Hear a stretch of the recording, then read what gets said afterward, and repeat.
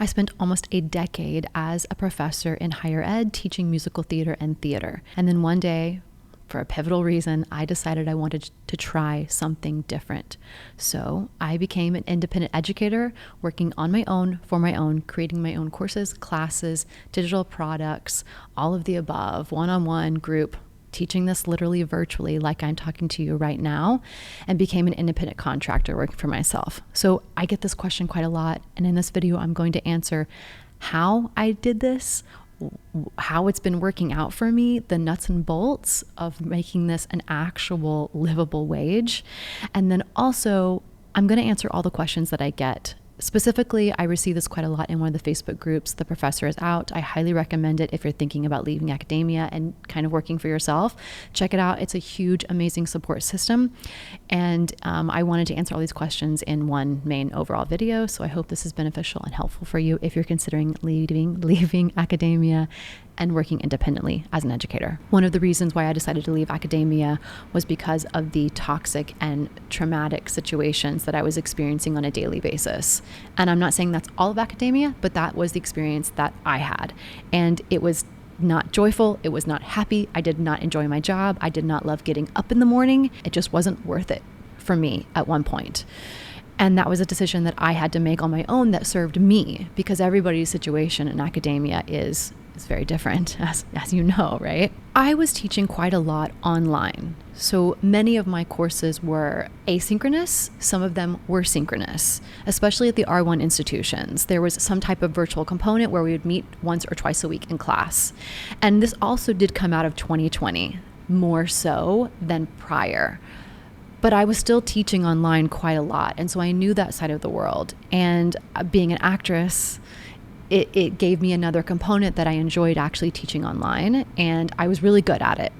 And so I started shifting to really thinking about cultivating my own courses in a virtual atmosphere that I was already doing in person. I could work with people all over the world, which I ended up doing, and I could help a greater population that maybe wasn't able to attend academia for whatever reason, or didn't want to, or did already had their degree and they wanted to learn more about a certain skill. I've worked with students I don't work with anyone typically under 18.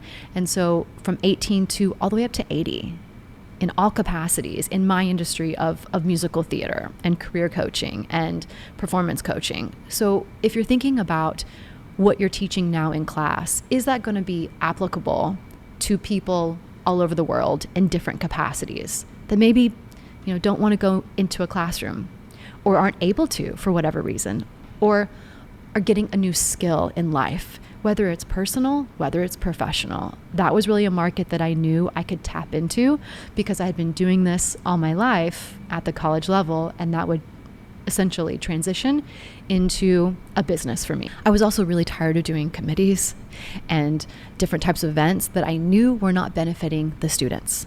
And I wanted to teach other courses that I knew would not be approved by the school or approved by the state, that I know from experience that would help my students in their career long term. Sometimes there's just not enough coursework or hours to give them what they need in 4 years based on the academic outline that we have in higher ed. And so I wanted to tap into that and be a bridge from what you could and what you couldn't get in a degree program in my industry. And I wanted to be able to shift my coursework and my curriculum and the way that I teach, the different modes that I teach, based on the industry. My industry in theater and musical theater and stage performing changes quite often.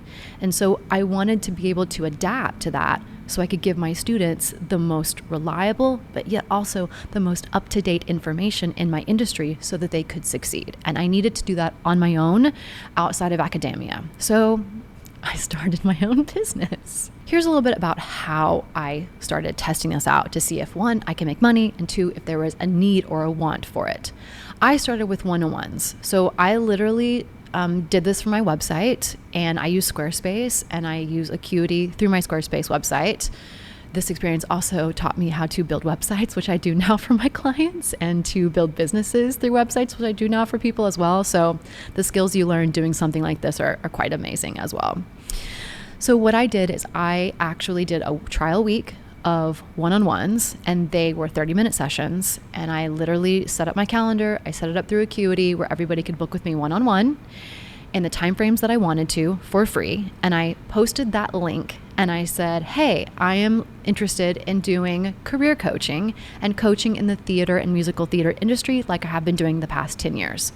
If this is something you'd be interested in, I'm willing to give you a 30-minute session for free, complimentary, for anything that you need in this industry right now. It's totally free. All I ask in return is some type of testimonial or some type of response of, if it went well for you, would you pay for this? How much you would pay for this? And I sent out a questionnaire to them also where they could leave a testimonial of if it was beneficial after the end of their session. That also allowed me the ability to set up the tech side of scheduling sessions on a one-to-one basis to see if it was going to work, see if it wasn't going to work, how to navigate that, and to do it without any type of money exchange being involved. That then led me to testing out group sessions. So I did them on a very low basis. I started out with a monthly class that was based on one topic that I would teach at the college level. One topic really meaning like one essential SOL that I would have in a course, and I would teach that for just a month. So one really specific focus that we could dig into it on a monthly basis in a class. I did that with 10 people and I put it out there. It was like $150 per person. So really low investment. And it was very specific to the most popular, the most requested, the most general needed element in my industry and topic. And we had class twice a week, and it was about, I think they were 90 minutes long, and I filled every single class that I did for the first couple of months. And I set all that up through Acuity, through my website on Squarespace. So it allowed me to collect the money when they enrolled. It set up all the classes through Zoom, so I did have to pay for Zoom on my own as well. And then it gave me the ability to kind of be hands-off. So once I set that all up on the tech side, then they could just enroll and they would show up for the class. They would get my welcome email that I would set up for them. And that really, all of those skills really came from me teaching online and knowing how to teach in a synchronous and an asynchronous fashion. So I was able to set all that up beforehand, really simple, really easy, really basic, and just give them what they needed, which was, this is what the course is going to be about. Here's the outcome, what you're going to have. This is the time of the class. Here is the Zoom link. This is, here's additional resources. And here are the notes from the class. And I kind of got that all automated like I would any other normal class. And that became really helpful for me to figure out what classes were people really wanting. Were they coming back for the repeat of the class? And then at the end of the class, I asked them, what else would they like to learn next? What other class would they take on a monthly basis? And that really I did well for that after a while. And again, you're talking, it's maybe, if you get 10 people to enroll, a little over $1,000, take out your expenses. But that really gave me a low cost way to see if this was something I was good at and that I wanted to do. And all I needed to set that up was a Zoom account. And my website, I used Acuity scheduling, which is not that much investment per month to set it all up and to run it kind of on auto. This gave me flexibility to then reach out to people all over the world that really wanted to get this information because, they could show up to a Zoom class and get essentially what I was doing in the classroom. So I did one-on-ones for free, and then I switched to doing low investment group classes. And then I started testing out one-on-one coachings, and I started at a really, really low price. I think I started at like $50 an hour a session, $25, 30 minutes. And I know that seems really, really low, but like my overhead, I did this scrappy. My overhead was Zoom, my website, and my scheduling through Acuity. That was like it. And then the money would be automatically when they sign up for the one-on-one or the group class, they would pay it up front. So then I would pay the transaction fee through Squarespace to take that, or through Acuity to take that payment. And then it was hands-off, deposit in my checking account, and I could just show up and really focus on the session rather than collecting the money at a later time. And that becomes uncomfortable and awkward. And that's the one biggest challenge I will say after being out of academia is you have to find a way to, collect the money without the client or the student feeling like it's a burden on them or it's uncomfortable or awkward. So I did that up front, and that's still what I do to this day. After I started doing one-on-ones, that led to monthly classes, that led to classes and courses that I would teach a couple of months in length, that led to me creating a program, a full-fledged program. And then I also do like YouTube, which leads me to get clients, and I have digital products. I have online asynchronous classes as well. And I really have expanded what I do on a basis since I left academia about 4 years ago, I guess. So now here are a bunch of questions that I get from people quite often. I'm going to go through and answer these as honestly and openly as I can. What platform are you using to teach through? So I started out using nothing besides Squarespace, my website, Acuity, and Zoom. That's all I would use. I would definitely highly suggest starting out scrappy with this, like just the basics to see if it's going to work for you.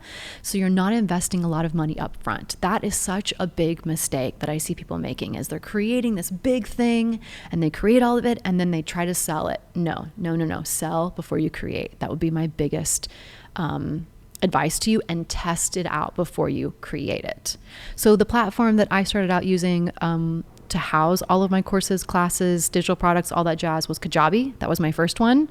And then I shifted into Squarespace, which is my website. And I learned the hard way that it is better to have, for me, something where I can have my business all in one place. And for me, that is my website, which is based in Squarespace. The next question is, do you run a compatible community where class members can chat and support each other? Yes. So I do mine on Facebook. I've done a lot of research on this. There are paid platforms. Kajabi does have a platform that's built in, but the biggest shift that I made in my business was to remind myself that most people are busy, and that most people that are taking these courses, classes, they're not going to log on to a random platform and type in something like you would in academia, because there's no grade at the end. There's no, oh, I'm going to get a bad grade on my transcript, or I'm going to fail this class and not get my degree. There's no ultimate consequence of not doing it. So make it easy. Everybody uses Facebook. Everybody can quickly, it's on their phone, it's easy to use, everyone knows how to use it, especially if you're working with folks that are, over 50, 60, 70, 80 years old. It just makes it more convenient. Actually, any age these days, I feel like any age of a human, we just need things easy. So I use Facebook groups, and that has been by far the most pivotal. Has doing this type of work lightened your workload? Yes and no. Yes, meaning I'm not teaching classes that I could teach the actual material in. I could teach it in 30 minutes, but in academia, I had to teach the class for like 2 hours, and I had to fill the whole time. And it was just unnecessary in that day for whatever reason. So it's lightened my workload in the manner of actual hours that I had to show up for committees or organizations. I had to drive to get there. I had to sit in traffic. I had to go to meetings. I had to go sit, for office hours and just be there and be available. That has alleviated a lot of time. Workload, yes, as well, because I can quickly create something without having to have a curriculum specialist approve it, or the state approve it, or the university approve it. I can shift and change, and that has made it a lot easier for me to just go and make updates and not have to worry about the academic side of all the politics and everything else that we have to invest as professors in that atmosphere. Do I still work 40 hours a week? I don't even count it that way, because I love what I do. And so if I want to take time off, I'll just not offer some classes or courses for a while. Or if I'm kind of fried or burned out of teaching in like a Zoom class for a while, I'll just do like one-on-ones, or I'll just create a couple of digital products and sell that for a while. So it gives you the ability to lighten the load when you need it. Or if you're like, I want to make some more money this summer right now, because a lot of the people that I teach will take this class or this course or this webinar in the summer for whatever reason, then I'll amp that time up. So it gives you flexibility in your workload.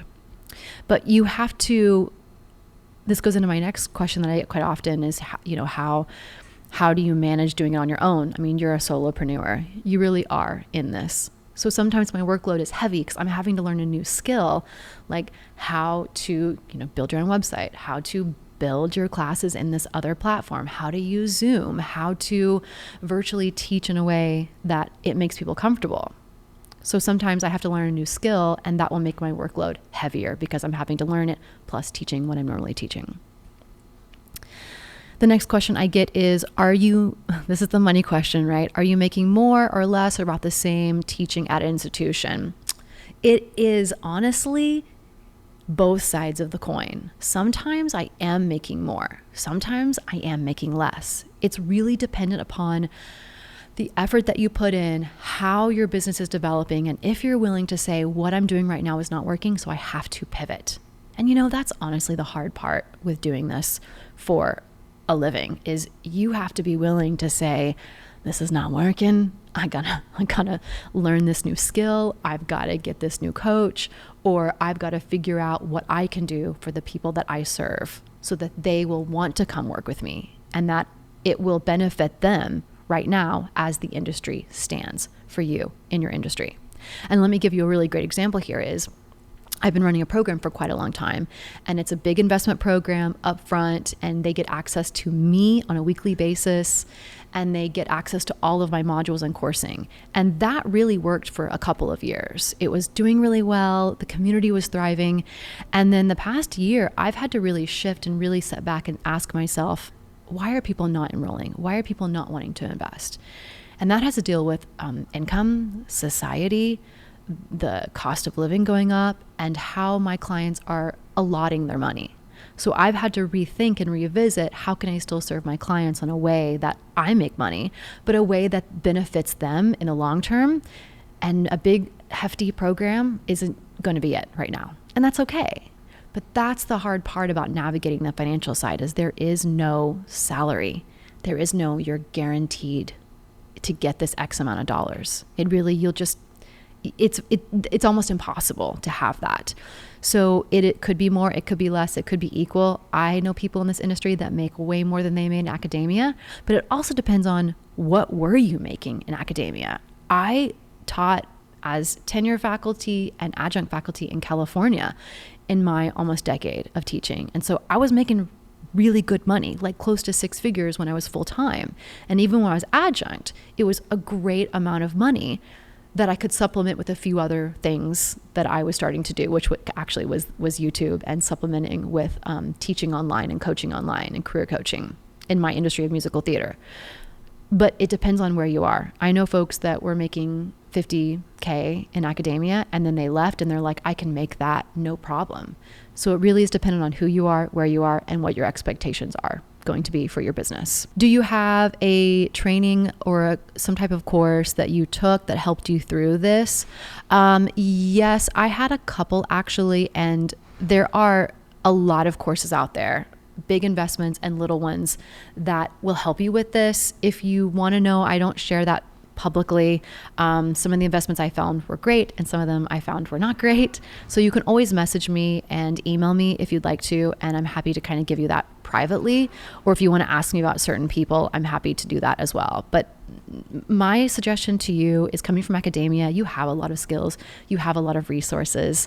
The best advice I can give you is, if you're wanting to invest in someone that's going to teach you how to do this, just make sure that they understand your area. Because I honestly did work with somebody, and I'm so grateful that I had my opportunity with them, because I learned quite a lot on a side that I didn't know.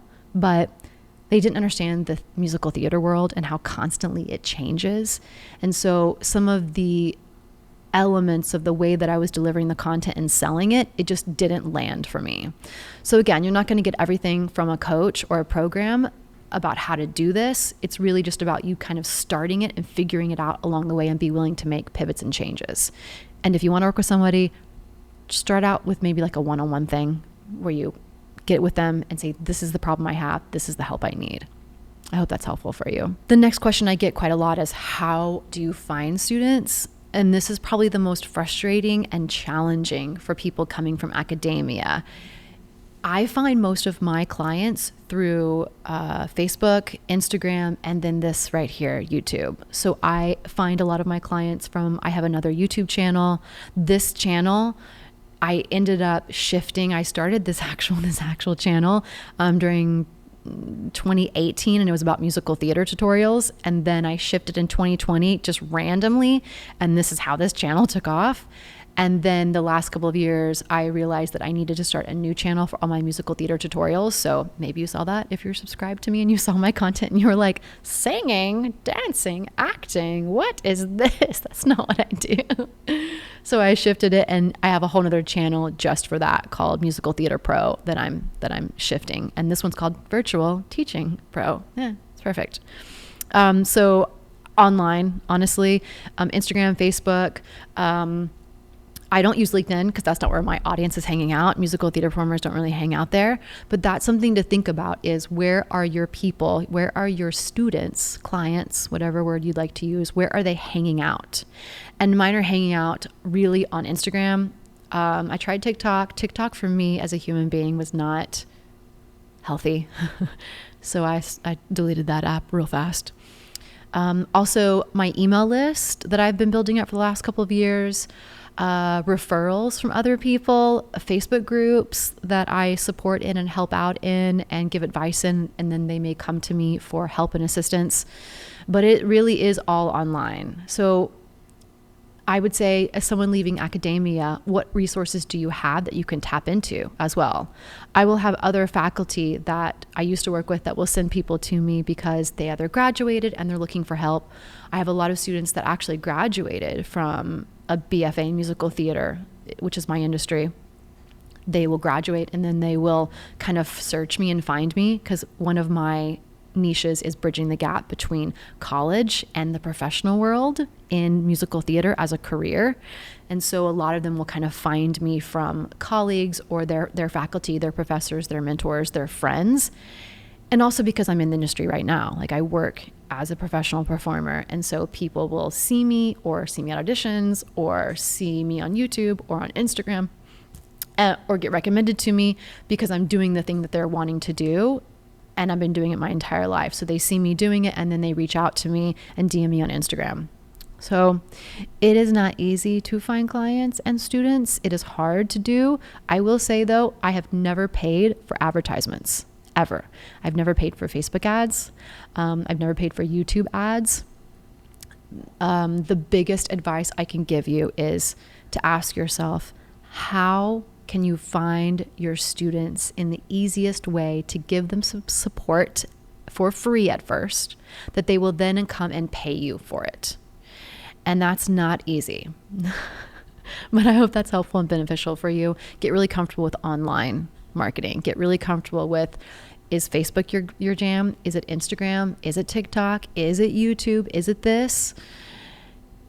And then be okay with failing and making really bad content and either deleting it later on or learning from it and moving on. But that's where I find most of my clients. The next question I get quite often is, when you first launch your business, how do you get people to pay for it?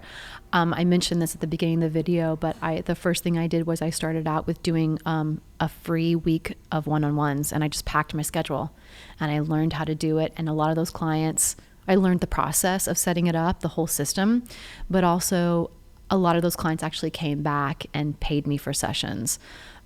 And then on top of that, they recommended me to other people, and I got testimonials from them as well. And you really want proof of you doing what you do from actual real people.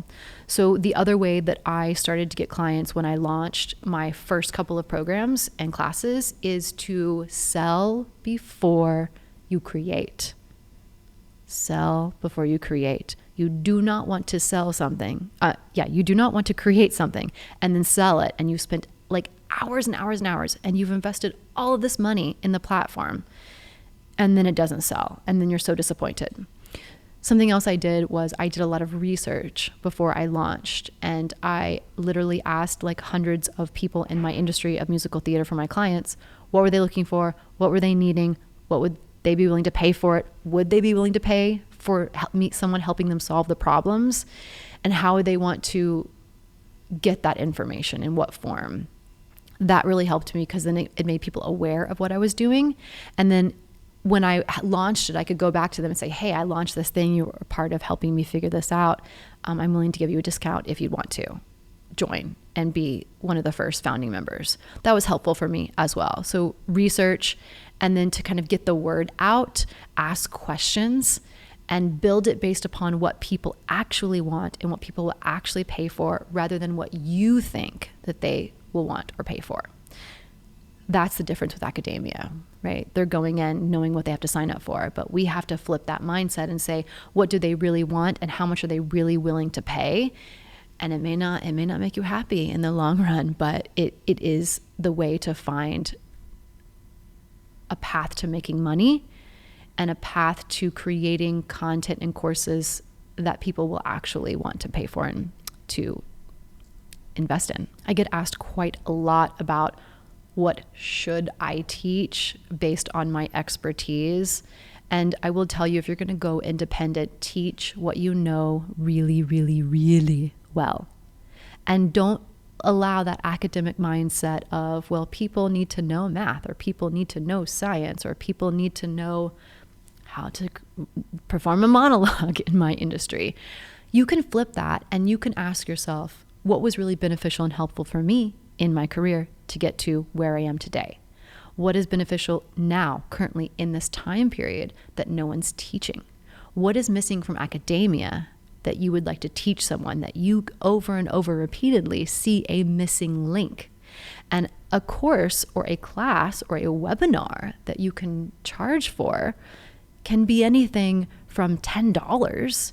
I've even seen some for $1 to, thousands of dollars, depending on how much it will help somebody solve a problem, how much it will change their life, or how much they need that information to get to the next chapter of their career or their lifetime. So don't put a label on it like we do in academia. Put a mindset of, how is this really going to help someone in their life long term? And what has been missing when you're teaching your classes? I hope that helps a little bit. It's hard to answer when I don't know exactly what people's industry is. But if you really think about that and brainstorm that question, all those questions, it may help you find something, a niche that maybe you haven't uncovered that people really do need. Another question I get is, what is the reality of the working time, and how flexible is it, and the hourly rate and expenses? I mean, this question is, it's so hard to answer in one go. The reality is it could fail. I've had classes, courses, workshops, webinars, digital products that have failed, like miserably failed. But the best part about this is that I always suggest you do this scrappy, like super scrappy. Invest more of your time and energy and less of your money up front. So that way, if it fails, then what can you learn from it? And you're not going to lose money from it per se. Your time and energy, yes, it is money as well. But starting out in this, you're going to have to find what works for you, and that is not easy. The workload. Again, workload is so hard to explain. I love what I do, so sometimes I'm working like crazy hours because I'm excited about it. And then some weeks I'm working much, much less because my calendar is filled with either creating content, or I make more money at certain times of the year with my YouTube channel because people watch people watch my videos here sometimes at the beginning of the academic year, at the end of the holiday season. So I see a spike, and I know that I can back off so I don't burn out at those time periods, because money's going to come in passive income revenues. Same thing for you. You may have to figure out that the summer is a great time for you to launch new courses, or the summer is a great time to really hit one-on-ones. And it just depends on your field of your industry. So again, I'm going back to the idea that it's the downside, the con of not being in a salaried academic position is you're going to have highs and you're going to have lows. You're going to have really high workloads and really low workloads. But if you want to make money and hustle, there's a way to do that in the digital world because you're in control of it. I get asked quite a lot about certification of teaching online. It's not really any of that. You just teach online, like you just do it. And there's no certificate that I'm aware of that says you're super qualified to teach online. I mean, you can get those through Google and whatnot, but otherwise there's nobody that's going to validate you. You're perfect for teaching online. And if there is, they're giving you just a certificate of completion of some course they created. And I've done that before in some of my courses as well. I'll tell you honestly, it doesn't mean anything to most people, not in my industry. But if you're wanting to give out a certificate of completion and somebody is taking your course, like for example, my husband taught a DEI course, a workshop for a summer for people in his industry. Again, he's in musical theater as well. And one of the things that he had thought about doing was giving them a certificate, a piece of paper. But we learned that the professors that were taking his class in academia didn't need a certificate. All they did was they used it for their professional development and just said they completed this month or summer-long course from him, who he's established in the industry as one of those folks that teach that type of work. So a certificate either for you to get as a teacher or to give as an online educator is really up to you, but it's not like academia. We can't give those out because they're not like approved by the state. What have been your most helpful resources as you have developed a coaching business or an online business? I get that question quite a lot. For me, the resources are kind of like, I call them sneaky resources, which is I will get on the email lists and take the free webinars and the free courses and anything that is out there of people in my industry doing what I do, or people that are teaching online, but maybe in a different industry that's slightly related. And it's sneaky because I'm not really going to pay for other things, but I want to know what other people are doing. And I think this is part of coming from academia is I want to research and I want to know what people are doing from a student and a client viewpoint. So I can say, oh, wow, I really loved that newsletter they send out every week. Wow, how can I do something similar to that? Or I didn't like in the webinar that they did this. That did not work for me, how they delivered the content. Okay, so let me take that into the way I do it. Or somebody listed this resource block and it was really cool to use, like whatever it may be. That is how I have found my helpful resources is signing up for other people in my industry, their email, their newsletter, their YouTube channel, their free courses, their free webinars, their free workshops to kind of see what other people are doing to keep it fresh, especially those folks that are making either more money than me or that have a wider umbrella of products that maybe I haven't considered everything, and they give me kind of some inspiration. Someone asked me, is there anything else I need to know that maybe I wouldn't know coming into this industry? So some of the cons about this is that you have no idea if you're going to be good at this or not. And there are people that I've worked with that ended up realizing they're not good at anything online. They don't want to do this to a camera. They don't want to dive into technology. They're not excited about creating their own website or their own platforms or learning new skills or being willing to say, hey, this isn't working. I'm not selling this course or this program. I've got to figure something else out. There's a lot of humility in this type of career because you're working for yourself and there's no one but you. You have to do everything yourself. I am my own marketer. I am my own producer. I am my own sound person. I am also my own graphic design person. I'm also my own email person. I'm almost my own my website person, my own billing person. And then I have to do the curriculum and teach the thing on top of all of that. So if that's something that you start out trying this and you find you're not interested in it, you're not excited about it, you don't enjoy doing it, then you're not going to make any money and it's not going to be worth it. And that's okay. It's totally okay to say this is not going to work for me. But I see people lose a lot of money because they're not willing to say, I tried it and it didn't work and I need to pivot. So I would suggest, if you're thinking about doing this and leaving academia, start it before you leave. Okay, bridge that gap. Something else that's a con is when you leave academia, you don't have the security of benefits, retirement, healthcare. You have to figure that out on your own, whether that is from another spouse, whether that is you just getting your own independently. But you will want to make sure that you have the ability to set up and continue the things that we need in life, like retirement, health, pension, all of those things. But you have to do it on your own. Some pros, shall we, of doing this for a living. I love that I can create something new when and if I need it, so I don't burn out. And I'm kind of in a shift in that right now as I'm filming this video. I'm a little burnt out from a couple of the ways that I've been teaching lately and the format that I've been teaching. And I'm seeing a decline in enrollments in a couple of areas. And so now I need to really take a break and think about how I'm going to make money in a different way through my industry and how I can really deliver good value. And that is exciting to me.